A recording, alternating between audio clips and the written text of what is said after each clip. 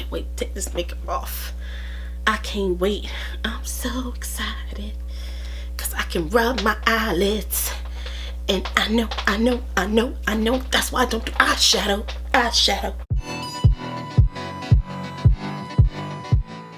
Hey y'all, it's your girl Nida and welcome back to my channel. So for today's video, I've got a bop or flop review, and today's review is on the One Size Beauty by Patrick Starrr Ultimate Setting Powder.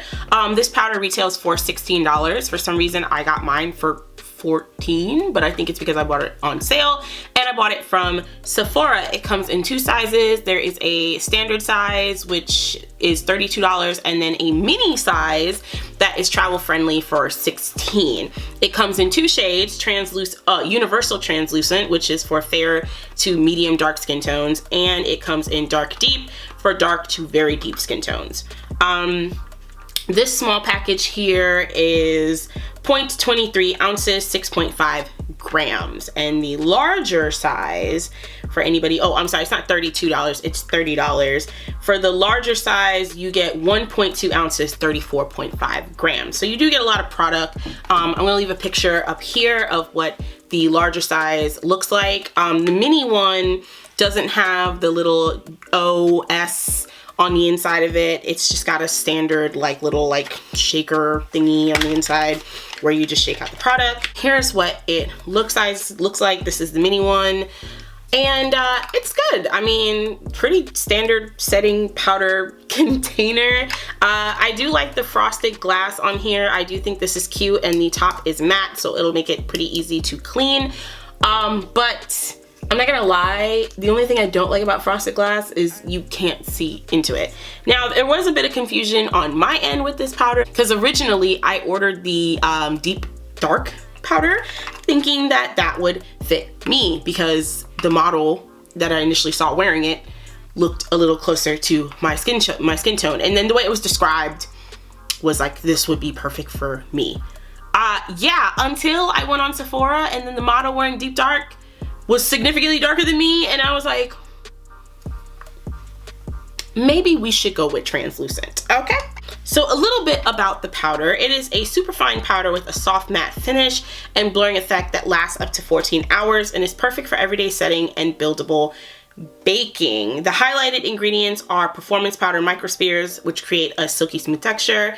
Surface treated pigments aid in skin adhesion, and soft focus powders visibly blur lines and improve the look of textured skin. So this says that because the formula sets and extends the wear of skincare and base products, you'll always be photo ready with no flashback or white cast, which is nice because who wants a powder that's going to make them look very flashback Mary in the face after a little bit of flash photography, okay? Nobody wants that. Personally, I don't.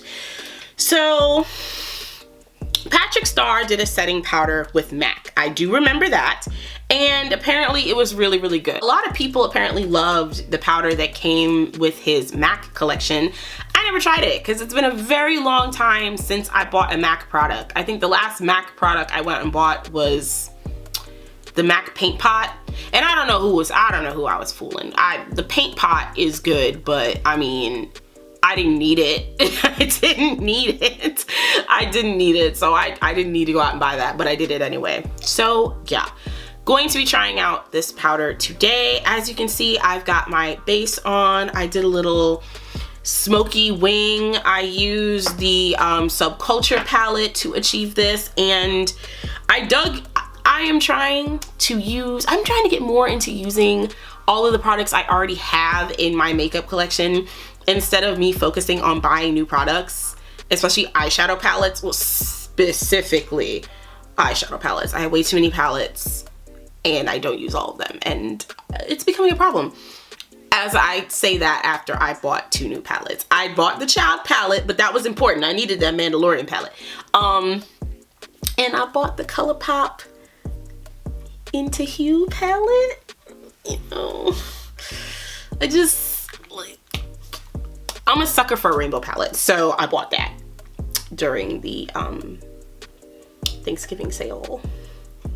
I don't know where I'm gonna put it when it gets here, but we're gonna figure it out. Listen, God's not done working on me, okay?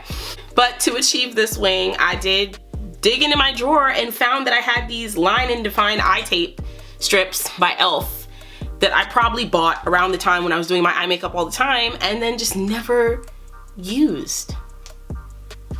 So these are actually really great. That's what I use to help achieve this wing. And like I said, I used the Subculture palette. Haven't dipped into this palette in a minute. I used the shades Rowdy, which is this deep brown over here, Untamed, this kind of army green up here, and I used the shade Axis, which is this like turquoise, dark blue green shade. So those are the shades I used to achieve this wing, and it actually came out a lot better than I expected.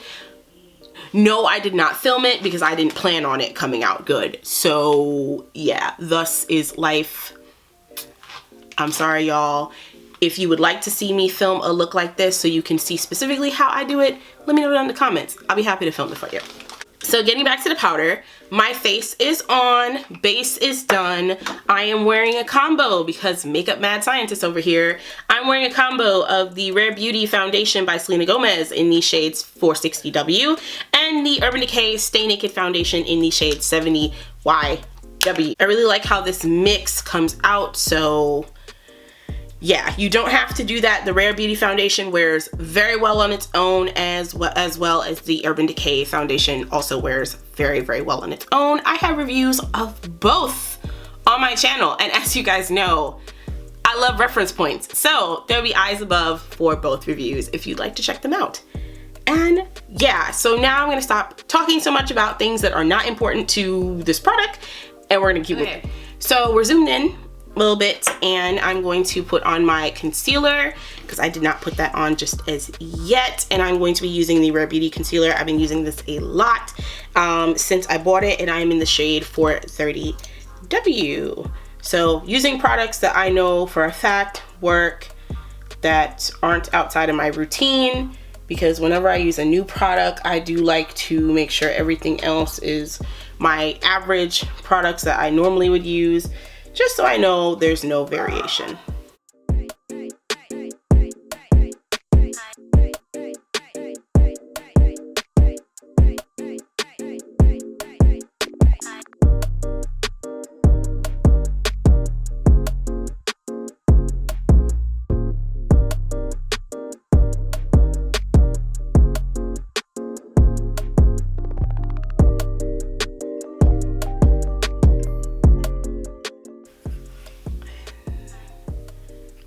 What it looks like. So it's kind of like, instead of like a yellow tone, it's got a very peach undertone. It's a very soft powder. Kind of feels a little, it feels very smooth. I'll say that much. It feels like a very smooth powder. Okay, so you guys know I don't bake. So I'm just going to be picking this up with my brush, like so. And then I'm just going to be patting a little bit under the eyes.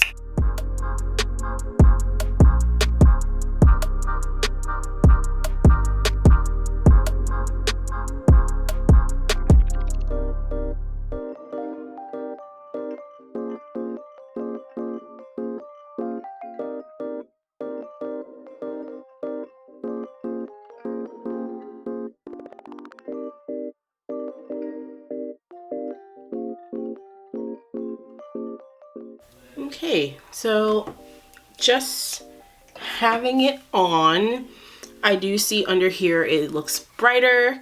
Let me see if I can grab a smaller mirror. Definitely looks brighter. Looking very smooth. I do see it did pick up a little of my foundation right here, but not a lot. Definitely can see the difference between my under eyes and the rest of my face. It kind of feels like it looks a little like pale, like up close. Like when I'm looking at it in the mirror, I look kind of pale under the eyes. Where my ABH powder kind of gives me a little bit more of like a glow, but I think that's because that is a yellow powder. So let's do what I normally do, which would be to blend it down a little bit more on my sponge, just to set it.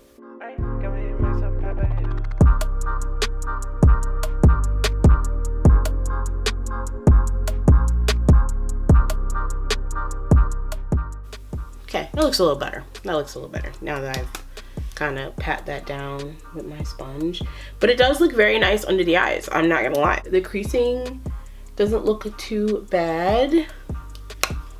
I'm gonna see if I can zoom you guys in so you can just see it a little better. So that is my face up close. My lips are so dry. They're so dry, and I don't know where my lip balm is. It is not on this desk, but under eyes look pretty good. I'm going to go and finish off my face. Okay, so face is done. I just grabbed some lashes. These are the Beauty Creation lashes in the style Not Sponsored. For my lips, I've got on the Color Artist pencil by Makeup Forever to line them. A little bit of NYX Butter Gloss in the shade Angel Food Cake in the center. And then I went over the top with the ColourPop So Juicy Gloss, but this is in the shade Stuntin' on top. And underneath all of that, just to hydrate my lips a little bit, I've got on the Glam Vice Glazed Lips lip gloss in the shade Heavenly. It's just a clear gloss.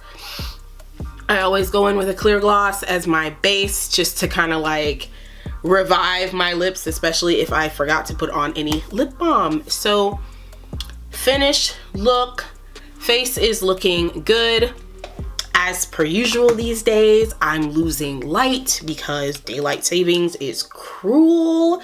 So I didn't think I was gonna wear test this, but honestly, I'm thinking I will wear test it to see how it holds up and how it looks in a couple hours. It says this has up to 14-hour wear. It is currently $5.39. It is $5.39, and look at it. Look at how it's dark inside. I hate this. I hate this. I hate this. I hate this. I feel like this is the weirdest daylight savings shift ever, because normally it at least let me get to a good old 6:15 before it gets like dark. I don't know what's going on, but then again, I did step outside today and it was a cool 70 degrees in South Florida. Okay, baby, I'm not gonna lie, I can't complain about that kind of weather down here when the average on a daily basis is 78 to 85.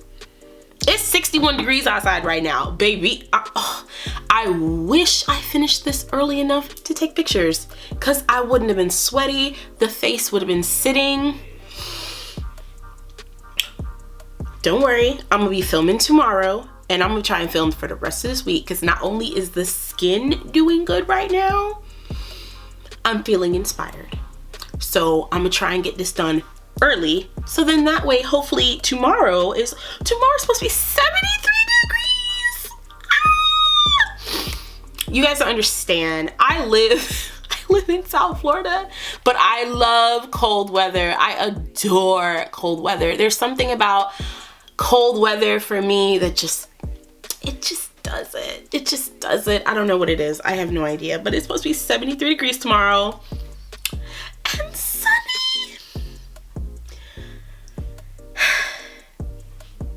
Make a note, we're filming tomorrow, it's getting done, and we're gonna go outside and stunt. We're gonna take some pictures. So yeah, I'm sorry, I just went off on that tangent. I'm so sorry, but yeah, face is done. I am gonna wear test it. So my face was fully done, concealer, powder at 5 o'clock. Yes, at 5 o'clock. So I'm going to be in this until, you guys know, I'm always in my makeup until like 1, 2 o'clock in the morning. I'm gonna try my hardest to get there. I'm not gonna be doing a ton this evening. I'm gonna be decorating my Christmas tree. That's about it. To be honest with you, I don't think I'm going anywhere. I might go get tacos because it is Tuesday. So I may go get tacos for dinner, and that may be the extent of my outings for today. Or I may end up in Target because I do love me some Target. But I'm sorry, I don't know why I'm rambling. But yeah, so we will see. I'm going to go decorate the tree, and yeah, I'll see you in a little bit. Ooh, okay, and I'm back. It is 1:30 a.m. and face doesn't look bad. I've finished my makeup at what, like 5 o'clock. So face isn't looking bad, but this isn't about the full face in general. This is about my under eyes. So honestly, they look about how they normally would. I'm gonna zoom you guys in a little bit. They look about how they normally would. Still creasing. Still getting creasing, so that didn't change. I will say this did kind of pick up my concealer a little bit and foundation under here and sheer it out, because I have a little like dark spot right here that normally would be covered by my foundation and my concealer. And if usually it's my foundation that covers it, so the fact that that's like just practically visible, I'm kind of like, okay. Unfortunately, I did get a ton of the mascara just flaked off my my lashes, and then down onto my my under eyes. But that always happens after a few hours. That always happens.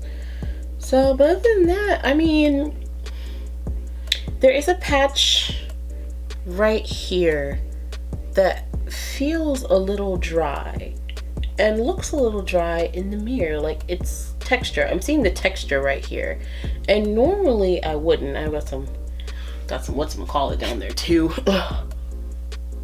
My mascara, I don't know how that happens, but it's just this little patch right here that just feels a little dry, and normally it doesn't with my other setting powders. I usually don't have that problem. So this setting powder kind of played up the texture right there, and also on this side too, right here. It's not horrible, but it's noticeable, especially a few hours later. I noticed it after putting on my foundation. I noticed like the texture a little bit, but I was kind of like, you know, happens. Maybe, you know, maybe this powder really is for baking only and not for people who are just kind of casually just putting it on like I do and not baking. But then I'm kind of like, why would you make a powder specifically for baking? And you have a lot of people who don't bake anymore, so why do it? But it's not horrible. It's definitely doable. I wouldn't mind wearing it again. It definitely, after I first put it on, looked really, really good, and it definitely blurred my under eyes, but also it looked about how my under eyes normally looked. Like, I feel like it didn't do anything like super spectacular. So I mean, I don't mind the price point of the travel size, which is $16. I don't mind that, because you could end up like me and get it on sale and get it for like $14. It's a small, the travel size is small. It's not a lot of product. You don't need a big container. You don't need a lot of this, because you don't run out of a setting powder unless you are baking and you're wearing your makeup every day and you're baking every day. I could definitely see the average consumer like myself being able to afford buying this and using it. But I will say, it is like any run-of-the-mill setting powder. I will say I also don't like the peach undertone of this. It's got like this kind of peachy beigey looking undertone. I do really like the formula of this. I like how soft it is. It's very smooth. I like that a lot. But for someone like me who's looking for brightening under the eye in terms of like adding like some warmth, like yellow under the eye, that it does not do. It's not going to do that. And I had to realize that like this isn't going to be like my ABH banana powder. This isn't going to be like my ColourPop banana powder, because those are yellow powders. This isn't a yellow powder. It's more leans towards like a peachy nude undertone, and it's not bad by any means. But I definitely did need to go in with my sponge like I normally do. I just definitely needed to go in with that to kind of tone it down just a little. But the deep shade would have been too dark for me. thus is life, I guess. I do like that there is 2 shades. There's a universal translucent for people who are fair to medium dark, and then there is a dark for deep to deep dark skin tones. I do like that. That's actually pretty nice. But the deep to deep dark one, it doesn't have a yellow undertone either. It's kind of like more of like a brown powder. So I'm kind of wondering what kind of lightening that would do under the eyes. It didn't stop any creasing, like I said. I mean, I don't think anything actually really stops creasing, to be honest with you. Like, I haven't tried a product that does, but it's nice. I wouldn't say buy the full size. I would definitely say buy the travel size. It's smaller, less product, less expensive, but for the average makeup wearer who's not wearing their makeup every day, and say you don't have any other setting powders and you do want to try this one and you do happen to like it, start with the smaller size, because in that way you didn't waste a lot of money and you don't have to worry about finishing off a large amount of product in such a short amount of time. Like, you just don't need to worry about that because you have a smaller amount of product and you can work at your own pace at that point. So yeah, it's a bop for me. It's a soft bop. Like, I think it's pretty good. I won't say it did anything revolutionary, which is pretty much why I can't justify telling someone that, you know, I suggest that they buy the full size. It honestly is just an okay powder. I feel like if you are gonna get a high-end powder, I would suggest the ABH powder, because that one was $34. But before you do that, ColourPop has great setting powders, and I believe they're only like $10 to $12. So knock it down and you hit an even cheaper one for even better, because I love the ColourPop one. That one's actually really, really good. It's one of my faves. So yeah, it's a soft bop. If you would like to try it out, I definitely say at least give it a shot. Keep your receipt so that way you can take it back to Sephora if it's a little funky and you don't like it. And yeah, that is it. Thank you guys so much for watching. Don't forget to like, comment, and subscribe. I will leave links to all the products I used today in this video down in the description box, as well as links to all my social medias. Make sure to follow me on Instagram and Twitter, as well as the Facebook page for this channel. Remember, your girl's uploading every Wednesday and Saturday. Wednesday at 7 p. EST and Saturday at 3:30 p. EST. Hit the bell down below so that way you can always be notified whenever I upload. And yeah, I'll see you on my next one. Bye.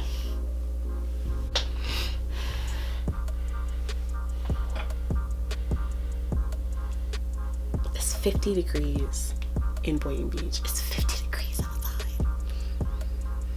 This is it, Lord. This is what I wanted for Christmas.